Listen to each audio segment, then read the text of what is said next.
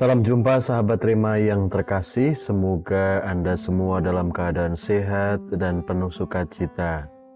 Bacaan yang akan kita renungkan bersama hari ini, Selasa 30 Mei 2023, diambil dari Injil Markus bab 10 ayat 28 sampai 31 dengan tema Apa upah menjadi murid Yesus? Sahabat Rema, dari judul pada tema yang saya ungkapkan di awal tadi, pasti Anda ada yang bertanya, mosok ikut Tuhan saja memerlukan upah?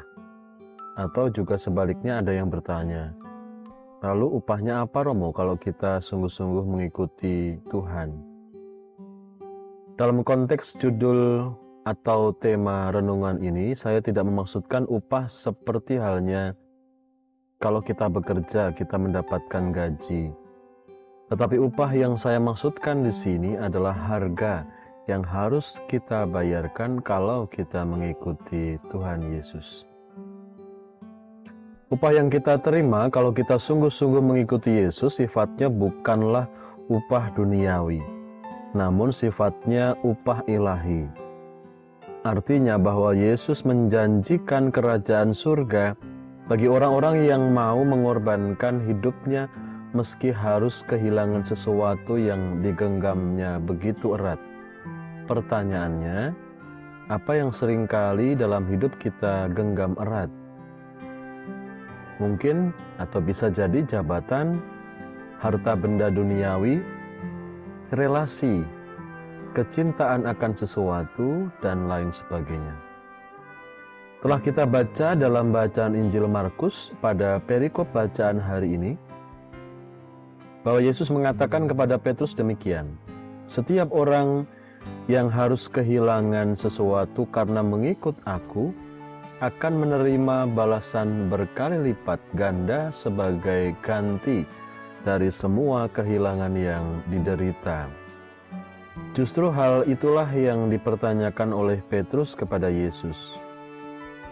Petrus berkata begini kepada Yesus, Yesus, kami ini sudah mengikut Engkau dengan meninggalkan segala sesuatu. Lalu saya tambahkan, lalu apa yang kami dapatkan? Itu sama seperti halnya ada orang Katolik yang mengatakan, loh, kita ini sudah berkorban loh demi Kristus, demi gereja. Tetapi kok tidak mendapatkan ganti apa-apa ya? Pertanyaan ini seringkali juga dipertanyakan oleh kita. Kita kerap sudah merasa bahwa kita banyak berkorban untuk Yesus melalui cara hidup kita. Menghindari dosa, merayakan Ekaristi di gereja setiap hari Minggu, berdoa rosario setiap hari, berdoa novena, mengikuti pertemuan-pertemuan yang diadakan lingkungan, berbuat baik kepada orang lain, bahkan juga mungkin menyumbang gereja. Tetapi kok malah banyak orang yang lebih sedikit mengorbankan dirinya untuk Tuhan justru mendapatkan harta yang berlimpah, posisi atau jabatan yang enak, yang bagus dalam perusahaan, atau hidupnya enak dan lain sebagainya. Lalu di mana salahnya? Sahabat Rema yang terkasih, sesungguhnya apabila kita melepaskan sesuatu yang kita miliki untuk kemuliaan Allah dan untuk sesama, kita akan menerima sesuatu dari Allah yang disediakan olehnya pada waktunya nanti. Melalui sabda Injilnya hari ini, Yesus menjanjikan kepada kita rahmat hidup yang kekal, yakni kerajaan surga. Betul bahwa untuk saat ini kita belum menerima upah hidup yang kekal. Akan tetapi, bila tiba kesudahannya, di mana hidup kita dipanggil kembali kepada Allah Bapa, disitulah kita baru akan menerima upah yang sesungguhnya dari Allah, yakni berupa tempat yang indah di surga, kehidupan kekal bersama Allah. Atau kita bisa mengumpamakan lain, saudara-saudari bisa mengumpamakan demikian. Hidup kita sekarang ini layaknya seperti kita sedang menabung, agar pada saatnya ketika Allah membuka tabungan kita, Allah begitu menghargai begitu bahagia melihat tabungan kita itu, tabungan-tabungan kebaikan kita, dan Allah akan menggantinya dengan menjadikan kita anggota keluarga Allah di surga.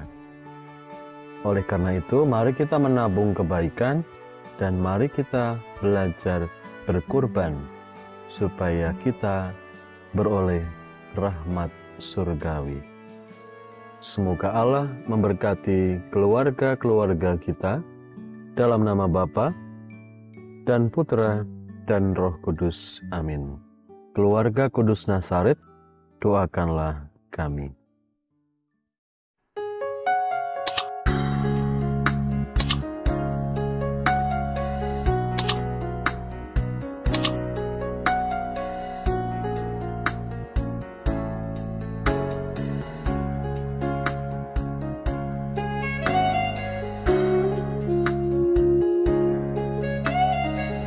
Sahabat Rema, sampai jumpa dalam program berikutnya.